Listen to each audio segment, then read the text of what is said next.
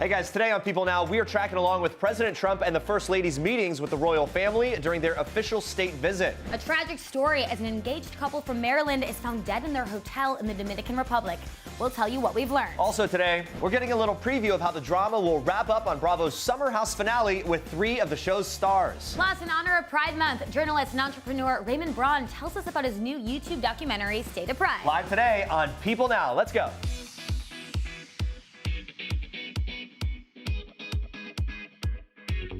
Good afternoon, everyone. Welcome to People Now. Get ready for some puns. You know we love holidays around here. Today is an excellent one. Nice. Monday, guys, National Egg Day, everybody. Yeah. Oh, yeah. And we are cracking the debate wide open. Wow, the cheering's so loud. I don't know if you guys heard my pun. We're cracking the debate open. Oh, cracking. So we want to know how you prefer your eggs cooked. Scrambled, sunny side up, hard-boiled, or poached. Over easy.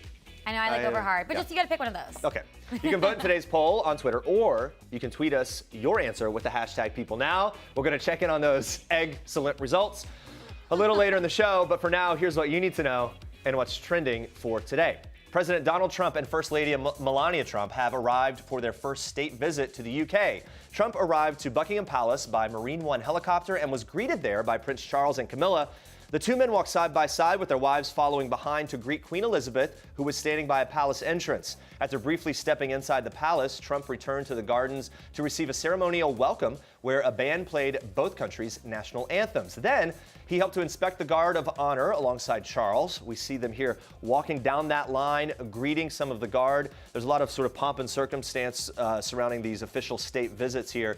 But the royal meeting comes on the heels of a bit of controversy. While en route to meet with the Queen, Trump tweeted mocking words about London's mayor, Sadiq Khan, calling him a, quote, stone-cold loser. Trump's tweets came only a few hours after he insisted again that he had not said anything bad about the Duchess of Sussex, Meghan Markle. Late last week, The Sun newspaper published an Oval Office interview with the president in which he reacted with surprise at learning Meghan had criticized him during the 2016 campaign, labeling him misogynistic. Now, according to that article, Trump said, quote, I didn't know that she was nasty.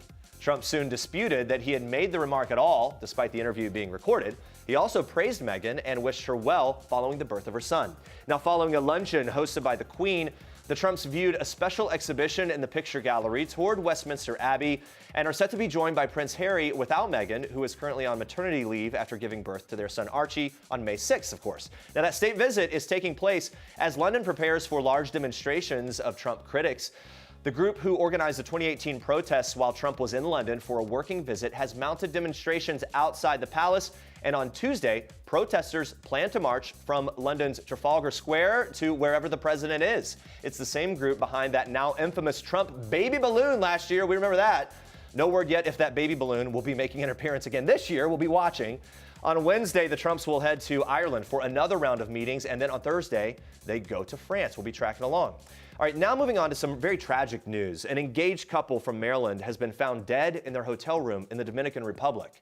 According to multiple reports, they've been identified as 63-year-old Edward Nathaniel Holmes and 49-year-old Cynthia Ann Day of Maryland. The couple were found dead at the Playa Nueva Romana resort on May 30th. It's according to a statement released by the resort. The statement also reveals that hotel staff found the couple unresponsive in their room after they missed their scheduled checkout.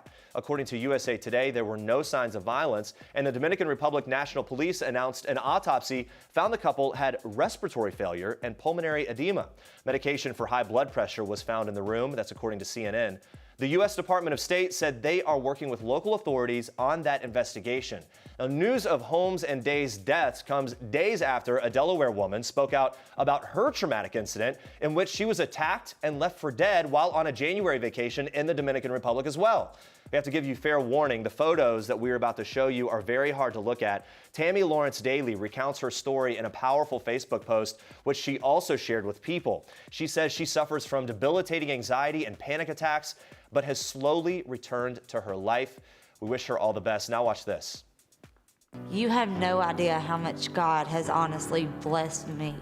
It's been almost 3 years since Georgia mom Courtney Walden suffered 3rd and 4th degree burns over her entire body from a campfire accident at her home. She's giving People an update on how her life has changed. It was September 30th, 2016, when Walden put her daughter Carolyn to bed to join her husband around a backyard campfire to celebrate their 2-month wedding anniversary. when her husband attempted to relight the fire with a can of gas. Some of the oil fell onto Walden, and the next thing she knew, she was engulfed in flames. She tells people she stopped, dropped, and rolled while screaming, and she thought she was going to die that night. After spending 51 days in the hospital and undergoing 40 surgeries, Walden says that now life couldn't be better. She's regained her ability to drive, swim, and cook, and she lives in her own home with her 7-year-old daughter, Carolyn, on a 100-acre property alongside her parents. She says she's been able to restart her and her daughter's lives. She tells people, Carolyn is everything to me. I do everything for her. And despite constant pain and her husband leaving her shortly after the accident, Walden has worked hard to regain the confidence that she had before. She's had a serious boyfriend since December, who she says makes her feel loved and beautiful. She says, quote, he treats me and my daughter amazing, which has helped me tremendously. She tells people it's been a journey, but that her burns don't define her. It's really incredible to see that story of perseverance, of overcoming seemingly insurmountable odds, right? Yeah, very inspiring, and great to hear that she's in a much better place now. Yeah, with the relationships and everything. Yeah. All right, you have more for us in Star Trek. I do. We are kicking off Star Trek today by taking a trip down memory lane. All right, so take a look at this comparison of 3 generations of royalty. Here are Prince Charles, Prince William, and Prince George, all looking kind of bored with similar poses. This is so adorable. Seems like boredom at royal events kind of runs in the family here. Now, Prince Charles looks like he wasn't having much fun at one of the most significant moments of the previous century, the coronation of his mother, Queen Elizabeth, on June 2nd, 1953. So here he can be seen in the royal box at Westminster Abbey, watching over the ceremony, very bored. Now, Prince William striking a similar pose as his dad while watching the Trooping the Color ceremony on June 1st in 1988. Here he's looking down at the troops from the balcony of Buckingham Palace.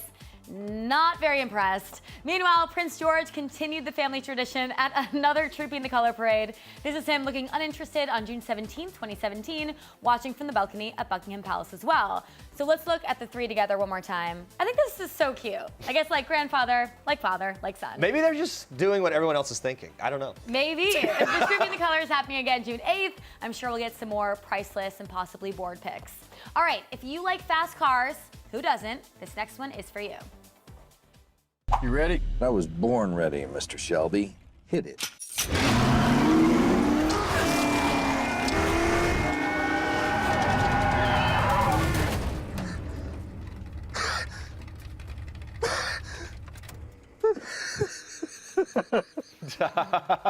In Ford versus Ferrari, Matt Damon plays American car designer Carroll Shelby, who set out to build a revolutionary car that would allow Ford to challenge the dominating racing brand at the time, Ferrari. And oh yeah, he only had 90 days to do it. No big deal. For the high adrenaline mission, Shelby partnered with fearless British racer Ken Miles, who's played by Christian Bale in the movie. Now, Bale recently told Entertainment Weekly that the movie, quote, transcends racing and becomes something that just captures the spirit of people who are willing to risk everything for their love. Now, the movie races into theaters November 15th, but the first trailer dropped early Monday, so let's take a closer look. Carroll Shelby, maybe? Lee Iacocca, Ford Motor. Suppose Henry Ford II wanted to build the greatest race car the world's ever seen, to win the 24 hours of Le Mans. What's it take? Well, it takes something money can't buy. Money can buy speed. What in about speed? You need a pure racer behind the wheel of your car. That's Ken Miles. I don't trust him an inch. We heard he's difficult. No, Ken's a puppy dog.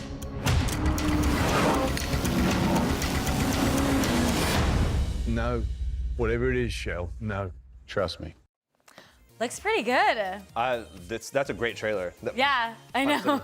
No, those two together will be great. Christian Bale and Matt Damon would be incredible. I'm a really bad driver, so I always like watching movies about people that are good at driving. It's inspirational. I don't know. It is inspirational. Those are your Star Treks for today. All right, stay with us. The drama is hot on Bravo's Summer House. The season finale airs tonight. We'll be sitting down with Kyle, Amanda, and Carl from the show for all the juicy details.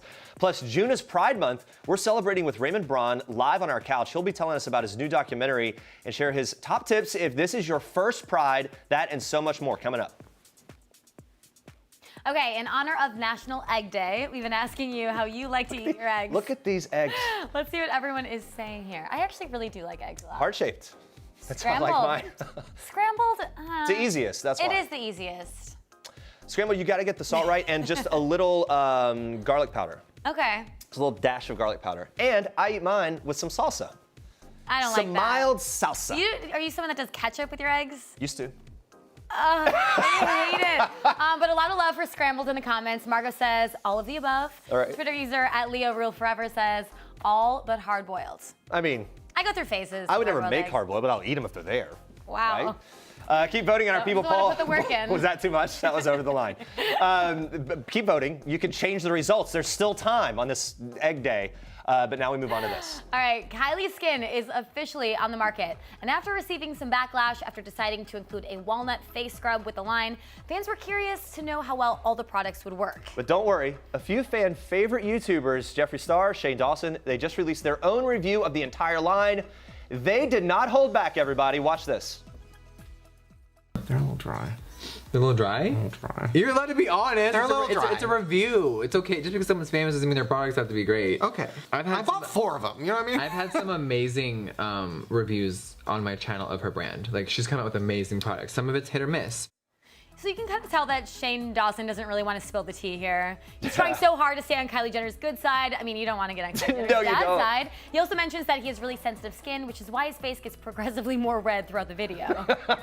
They tried every product in the line, including wipes, face wash, toner, serum, moisturizer, eye cream, and the highly controversial walnut face scrub.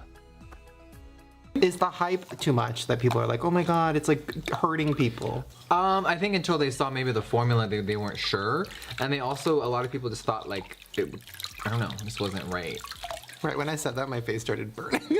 I was like, is the hype too much? That was like, but once again, mine feels fine. Oh, okay. But let's see how it looks like after I remove. I'm always kind of like, if my face isn't burning a little bit when I remove all this makeup from the show, that it's not working. Is that... No, it's not supposed to be burning. Okay, well, Now you know. Jeffree didn't have any immediate issues with the scrub. He did have some harsh final thoughts after trying the entire line. Watch this. My face feels basic. Feel me, basic. Like, I don't feel like myself. I'm like, I'd say Kylie's gonna be sad and offended, but I feel like she just doesn't give She's you think she cares about this one? Absolutely not. She's fine in her 7 houses and her 60 cars. She's probably pregnant right now. Doesn't give a Okay, Where'd the so soap go? I think the packaging was cute. It's very monochromatic. I like it, obviously. But overall, I'm just not like really impressed. Like I didn't actually feel like, wow, my skin feels great. You know what I mean? Because if it did, I'd be like, whoa, you guys, this is amazing. Everything's like, I just wasn't really wowed by anything. My skin didn't feel like it was ready for makeup, and it felt like you know, amazing. It didn't feel like that at all.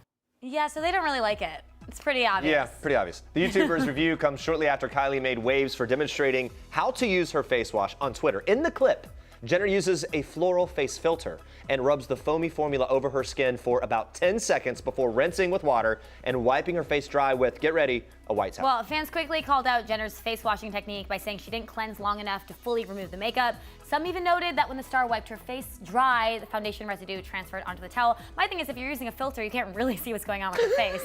So Yeah. it's a little... Yeah. Sister and fellow beauty mogul Kim Kardashian came to Kylie's defense in a playful Instagram story, saying that she only had 10 seconds to demonstrate the product, so she couldn't go into her full routine. Even says that she would have done the exact same thing herself. Of course, she couldn't let her sister off the hook completely. Kim jokingly applied the baby filter to her face and said, Kylie's skin is the foundation of youth, people. All you need is 3 seconds. I didn't even need a whole 10 seconds. I now look like a baby. I love this Kylie skin. You know what? No matter what, they're always very supportive of each other when people are coming for their makeup lines. Now you know. Yeah. All right, staying on the makeup train here, Sephora will close all U.S. stores on Wednesday, June 5th to host inclusion workshops for employees. So there's over 400 stores, distribution centers, and corporate offices. They're all going to be closed. Sephora has over 700 locations in the United States. The move comes just over a month after the cosmetics company caught the internet's eye when singer SZA said that she had security called on her while shopping at a California store. Wow, that's really crazy to hear. So Sephora announced its temporary close in a Facebook post saying, these values have always been at the heart of Sephora, and we're excited to welcome everyone when we reopen. All right, the notice was accompanied by a quick video in which the company said Sephora believes in championing all beauty, living with courage, and standing fearlessly together to celebrate our differences. We'll never stop building a community where diversity is expected, self-expression is honored, all are welcome, and you are included. Yeah, so like we mentioned earlier, the decision to host the training workshops comes after SZA wrote on Twitter that she had security called on her at a California store by an employee that she nicknamed Sandy Sephora. I love the who nickname. suspected her of shoplifting. So let's take a look at the tweet. She says, LMAO, Sandy Sephora location, 614 Calabasas, called security to make sure I wasn't stealing. We had a long talk. You have a blessed day, Sandy. So SZA followed up. She said, can it be cop her Fenty in peace or what? Of course, she's referring to Rihanna's Fenty Beauty makeup line. The complaint caught Rihanna's eye, prompting her to send SZA a Fenty Beauty gift card and handwritten note. Go buy your Fenty Beauty in peace, sis. That was Rihanna's response, according to NBC News. Sephora responded to SZA's complaint via Twitter. Let's take a look at those. So the first tweet says, we're sorry to hear about your experience at our Calabasas store, and we appreciate you bringing this to our attention. We want to let you know we take complaints like this very seriously and are actively working with our teams to address the situation immediately. Here's the next tweet. You're a part of the Sephora family. We are committed to ensuring every member of our community feels welcome and included at our stores. Yeah, SZA fans responded on Twitter, either claiming similar situations had happened to them or calling for diversity and inclusion training. SZA had said she used to work in a Sephora store. Previously told Refinery29 she worked in the skincare department. Yeah, we're glad that businesses are taking it seriously. I mean, if nothing else, who knows if this training actually works, but it is a really bold statement that the company is taking it seriously. Yeah, it's terrible that it happened, but I'm glad that they are taking it seriously and completely shutting down for a day to do these workshops. Yeah. So moving in the right direction at least. And hey, got the Fenty stuff Got the Fenty in this stuff process from, too, in a note right? from Rihanna. So. Let's talk about this. This is kind of a wild story. Follow along. I don't know if you saw it. It was blowing up my feed over the weekend. There's a writer who's going viral on Twitter after finding a young man's phone by the pool, and multiple people stepped up to claim the phone. All right, so Lauren Huff tweeted about her misadventure on Sunday afternoon, saying after she found the phone, quote, 2 people are saying it's their boyfriends, and he's saying don't give it to one of them.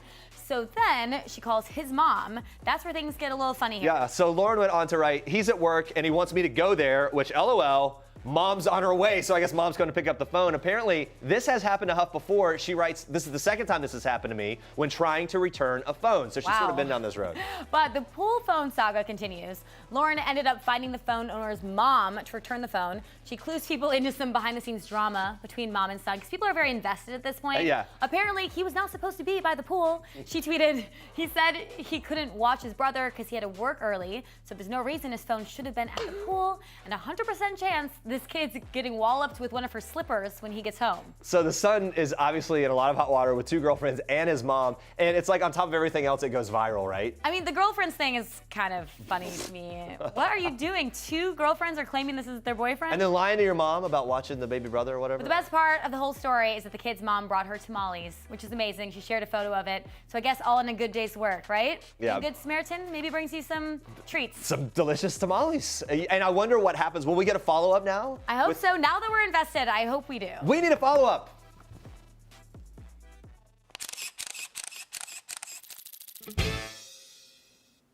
All right, guys, Bravo series Summer House about a group of New Yorkers who share a summer house, obviously, in the Hamptons. It finishes up its 3rd season tonight.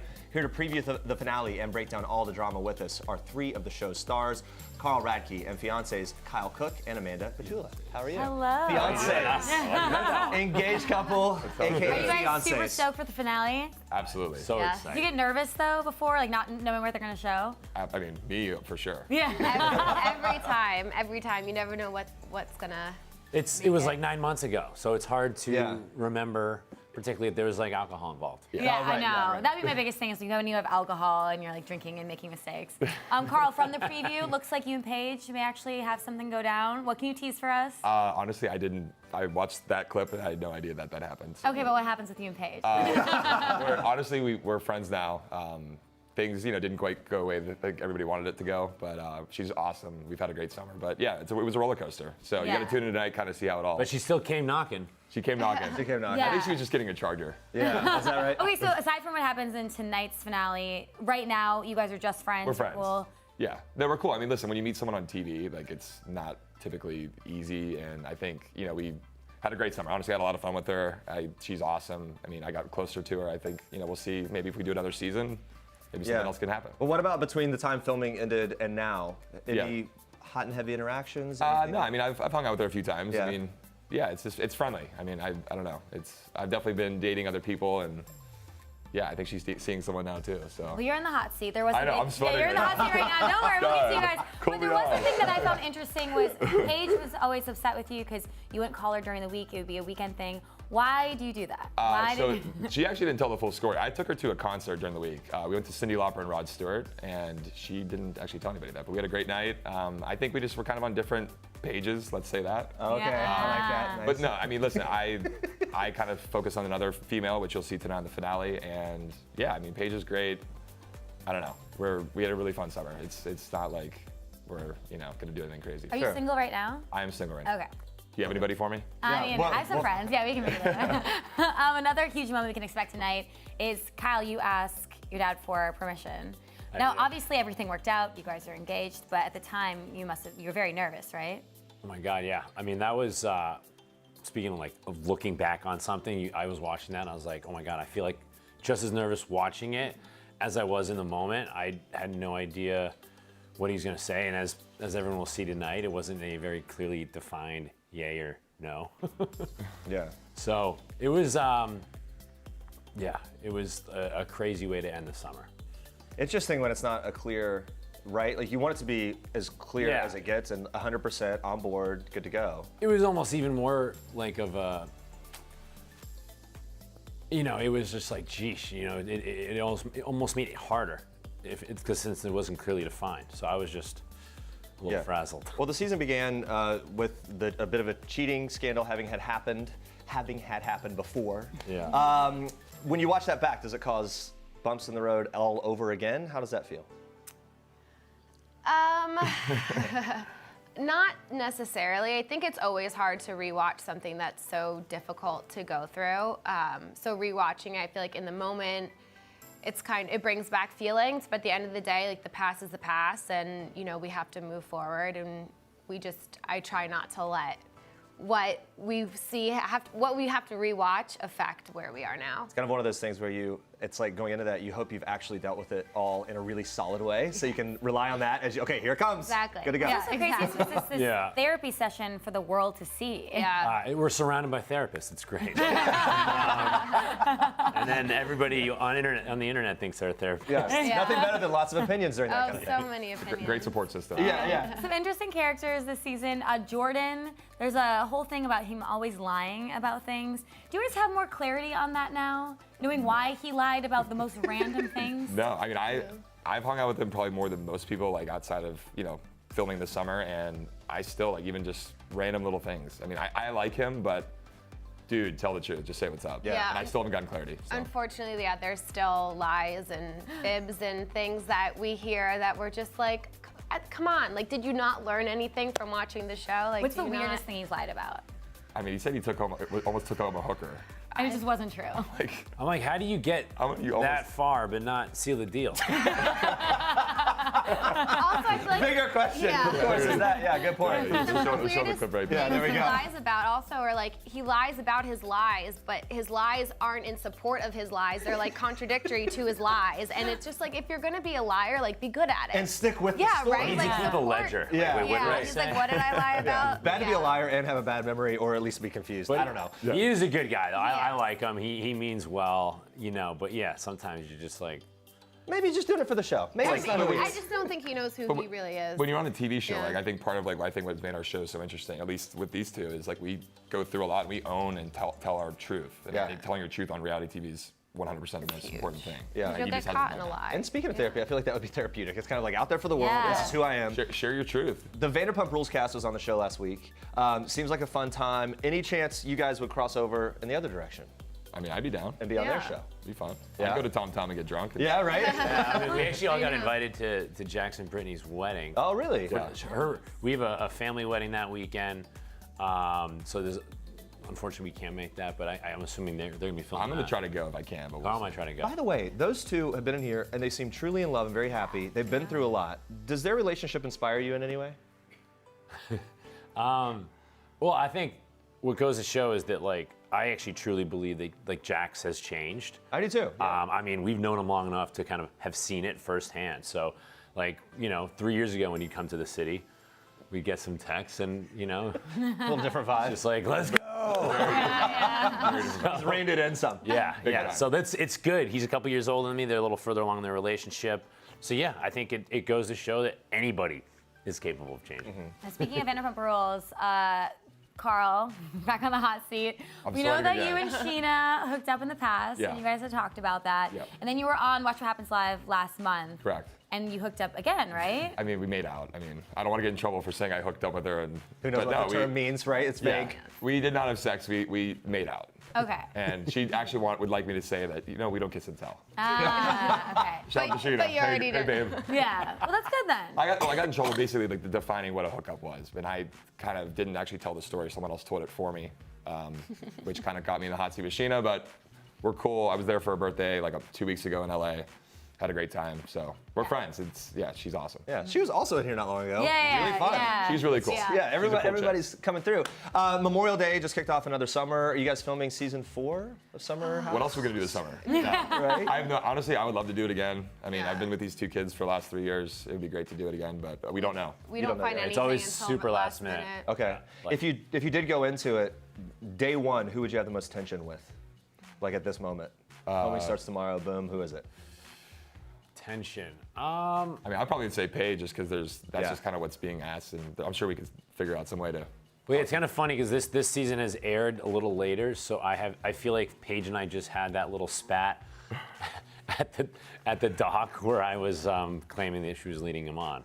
But so no, I think so. Paige is it for? I mean, Lindsay and I always love the butt heads, so it'd be Lindsay for me. How about for you? It might not make sense, but yeah, Lindsay for me as well. Okay, it'll make sense later. Yeah. I don't know if it ever will. Okay, all right. Then for you two, what's the update on wedding plans? Do you guys have a date yet? Nothing. We found a venue and it fell through, so we're kind of back at square one. We had but we're a taking date our too. time. Yeah. We had a deposit down, but then we actually, it was one of those things where we felt like good enough about everything, like enough boxes were checked. We had an opportunity to kind of second guess and get our deposit back. And we ended up actually getting our money back. Yeah. So it's like literally back to the drawing board. And we were slow with getting started just because even though, I did say yes to the proposal, there was still a lot we needed to work on in our relationship before we could really dive into the idea of marriage and committing ourselves to each other forever.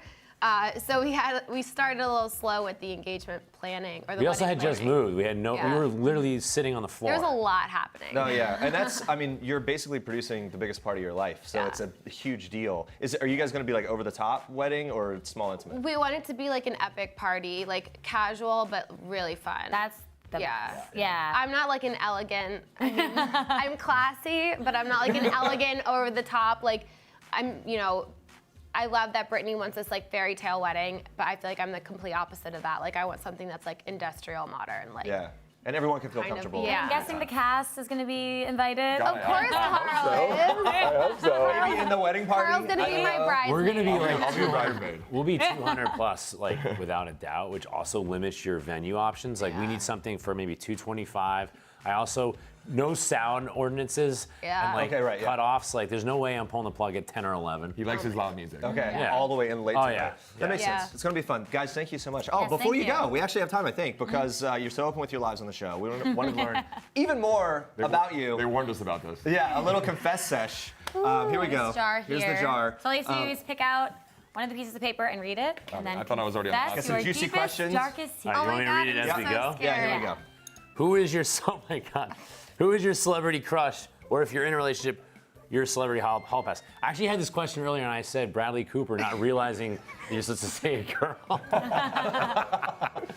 So then I was like, no, Natalie Portman. So there we go. Oh, nice. What about for you guys? Oh, Celebrity crush. Oh. you go first. I feel I've always said Adam Levine just because, I don't know, there's something. Does he have tattoos? I don't have I don't know what it is. There's something about him. I'm just going to stick to that answer. There's other people out there, Annoying but... boys. Adam Levine's a good choice. Yeah, he's a bad boy. yeah, right? I mean, Kyle's too much He's of a a little fake lover bad boy. boy. He's a bad boy. We just saw him back there, so that's You hate he's top of Adam mind. I honestly, Jessica Biel. Yeah. My celebrity Good crush. choice too. Yeah. So, All right, next read up. yours. I'm scared. Nervous? Okay. What's been your biggest regret on Summer House over the years? Kyle. Boy. You want to elaborate? No. Having sex on camera, I think, has been my biggest regret. Yeah. Yeah. It's gonna be so hard. Really how she debuted. Yeah. So.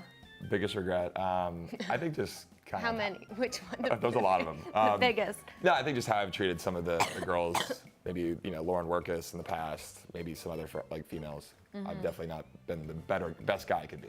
As long as you learn and grow from it. Carl 3.0 is here. It's trying to be better. I think for me, it's just I get caught up in the moment. I like to show everyone a good time. The show focuses on us partying on the weekends, so I end up just looking like a drunk as a result. So that's probably one of my biggest regrets. Looking like a drunk.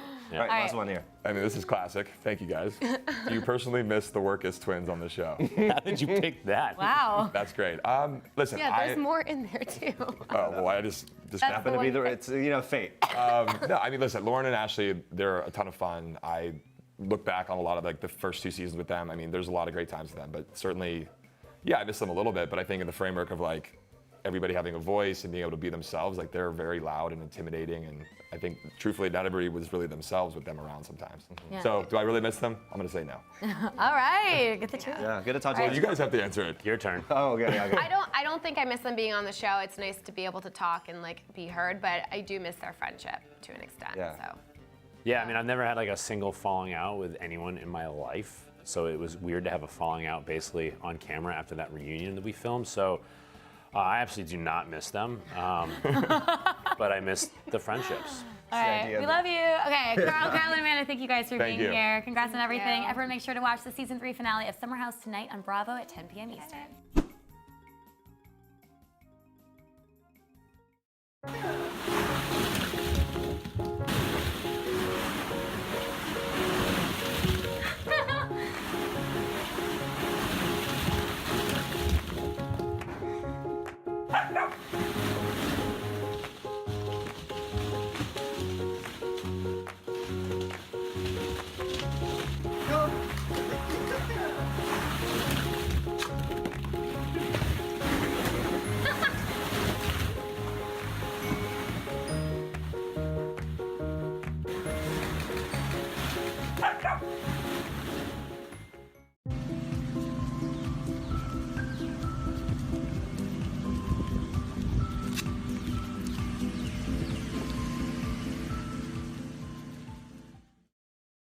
I have never felt like, and especially to the LGBTQ community, I've never felt like a burden because people are especially accommodating and they're especially thoughtful and they want to ask about accessibility and where the ramps are for me. But I guess most of my experience with people who give me praise for what I've been through in life, I'm like, yeah, but they don't have to live with it. All right, June is Pride Month, and in honor of the LGBTQ celebration and the 50th anniversary of Stonewall, YouTube is releasing a brand new documentary called State of Pride. The documentary follows journalist, entrepreneur, and LGBTQ advocate Raymond Braun as he travels to 3 different cities around the world to interview young people from the community, finds out what pride means to them. Raymond joins us now. Welcome. Thank you for having so me. Dapper. Oh, thank you. This Wanted to bring a little bit of flavor, Well, and I want to wish you all a happy Egg Day. I saw you. Yeah. Do you have a favorite way to eat your eggs? Excellent show so far. I would say I have 3. I love eggs. My mom makes an amazing frittata, so when I'm at home, it's mom's frittata. I make a pretty good omelet, but my favorite kind is over hard. I love peeling off the white. Oh, yeah, same. What's in your omelet? As many different veggies, basically whatever's in my fridge, whatever I can. Okay, yeah. And that's a good thing about it. Just throw Well, it we're all in. glad that you're getting in on the egg talk. Yeah. Yes, I love it. Let's talk about this. The first person you talked to in the documentary, singer Troye Sivan, we were just talking about this a bit. I love so much of his music, and he's this amazing singer, champions the cause. You caught up with him at the 2018 Capitol Pride concert in D.C. Did you see the performance? I did, and he was headlining. And what was so cool is that right after his performance, Asia O'Hara, who's my drag mother from Drag Race, performed. So it was like a lot of fun and friends and family. And what was the energy, kind of the vibe of that event? The vibe at Capitol Pride was a combination, I would say, of celebration and protest, given that the backdrop was Washington, D.C., and with everything going on politically where LGBTQ people are under attack in many ways with pending legislation, there was definitely a vibe of wanting to raise awareness about the importance of standing up and speaking out for your rights. With Troy's concert, too, there was a huge group of young people who just wanted to celebrate being free and being themselves. For so many people, Pride is their one opportunity to really let loose and overcome a lot of the shame that they've experienced. Yeah. Yeah, we love Troy. Is there something about your friendship with him that really sticks out, something that would surprise people?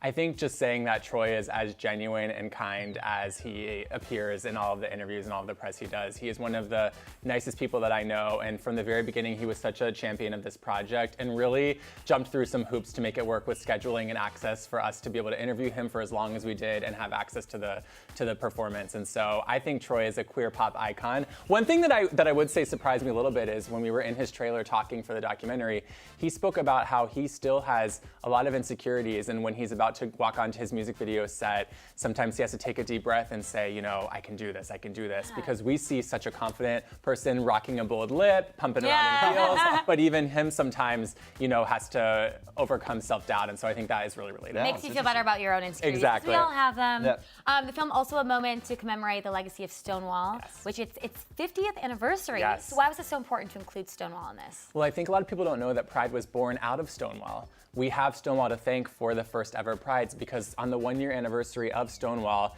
in New York, Chicago, and San Francisco, there were demonstrations which ultimately evolved into Pride over the years, but Stonewall was the birth of it. It wasn't the beginning of the LGBTQ rights movement, but it was what we have to thank for Pride. Yeah, and there's always, when you're there around that location, there's so much going on, especially this month, obviously. Yes. So if you're in New York, check that out. And this is the first time ever that the United States is hosting World Pride, which is going to be right here in New York. So I would say get ready if you live in New York for lots of crowds. And Wait, what are the dates for that? Is that It's going to be the weekend of June 28th. Okay. June 28th is the 50th It's going to be crazy here, as Yeah. you know. So fun. For the documentary, you traveled to 3 different cities, Yes. right? So why were those locations so important to choose? So San Francisco Pride is iconic. When you think LGBTQ community, the Castro, San Francisco, the history there, we wanted to show Pride at its most kind of grandiose, extravagant form, and it really takes over the whole city.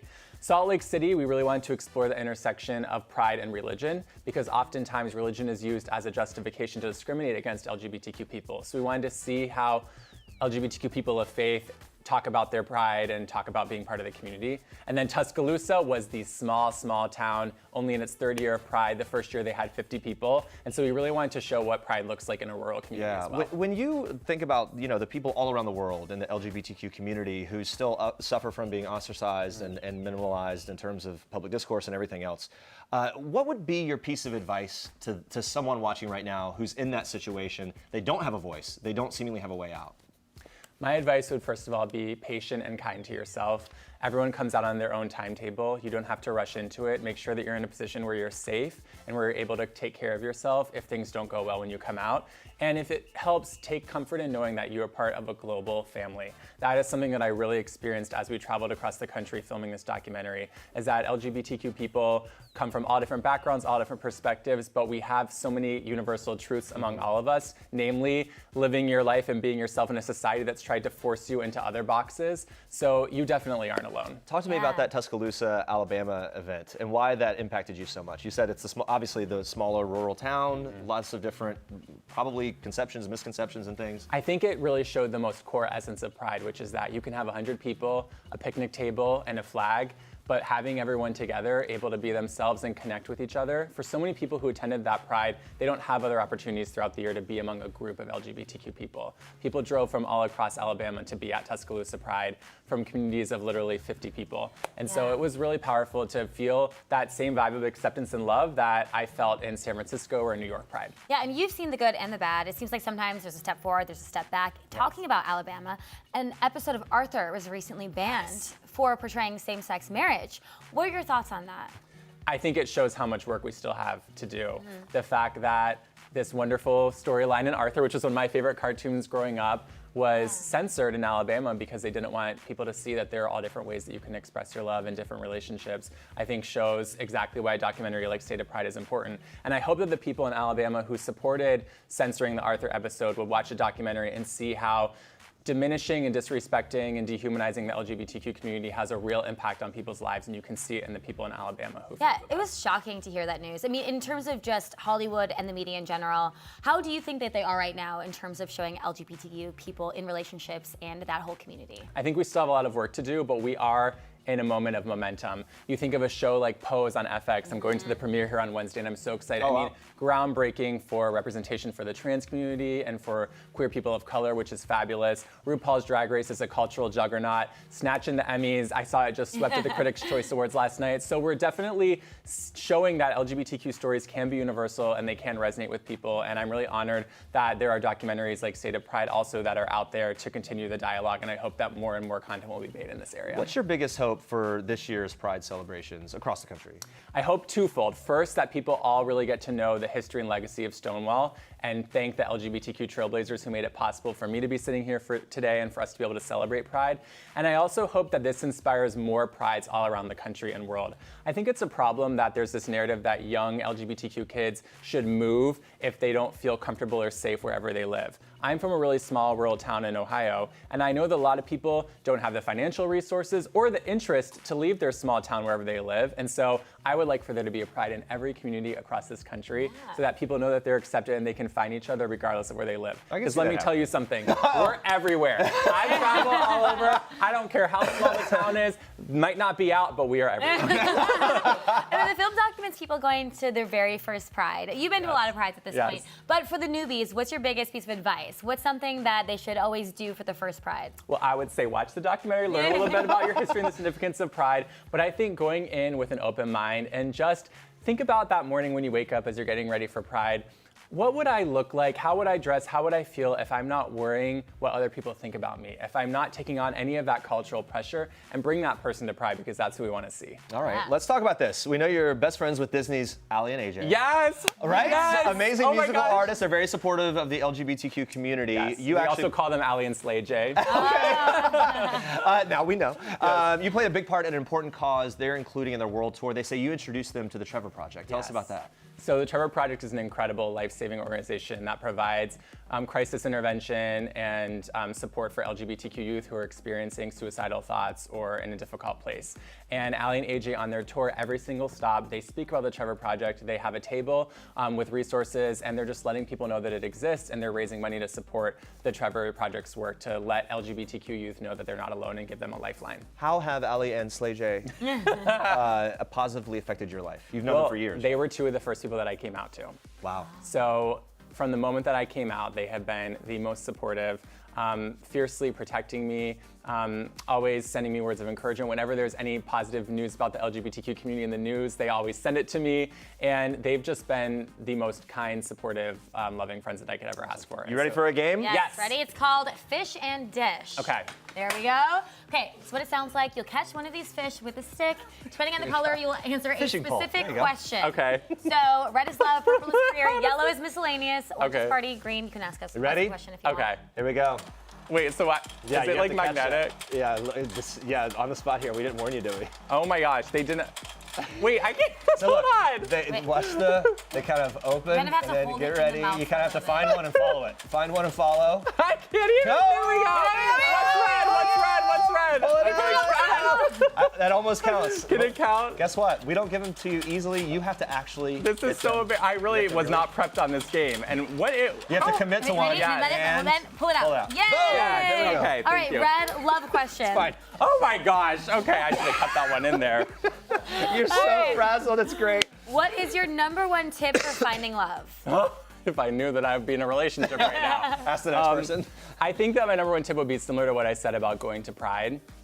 I feel like when I was dating in my early 20s, I focused so much on what do I think the other person wants to see, or how can I make them like me, versus just being myself and seeing if we were compatible on that dimension. Because here's the thing, as you get further in a relationship, people get to know all your quirks, all the layers come off, so in my opinion, it's better to show all of that up front and know right away if you're a match or not. You know what you're getting. Well, guess what? You're lucky. It's time for one. And I hope that I'm ever watching me play this game, because okay, let's see. Okay, we're going for purple. Oh.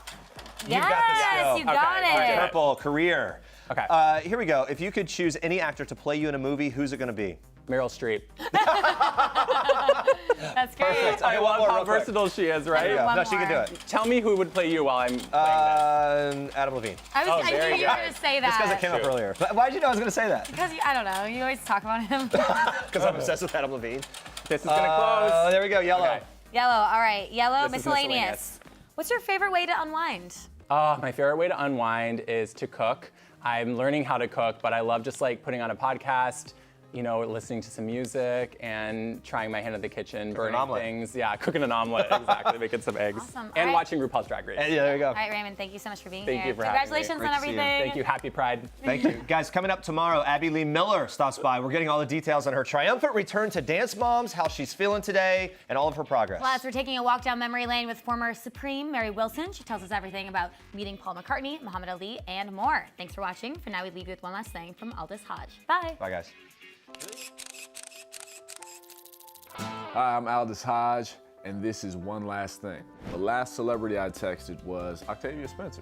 Good friend of mine, we've been going back and forth, and we were just talking about her upcoming film, Ma, so I was giving her love on that. Can't wait to see it, and yeah, I'm excited. It's gonna be a new turn for her.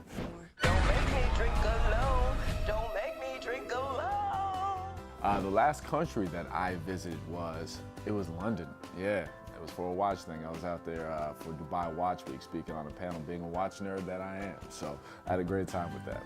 The last time I was nervous was, I don't get nervous, I'm a thug. The last time I broke a rule was, rules, what rules? Who, what? Rules? I don't follow rules. No, I'm kidding. I might have driven over the speed limit just a skosh, but don't tell nobody that. Just keep that under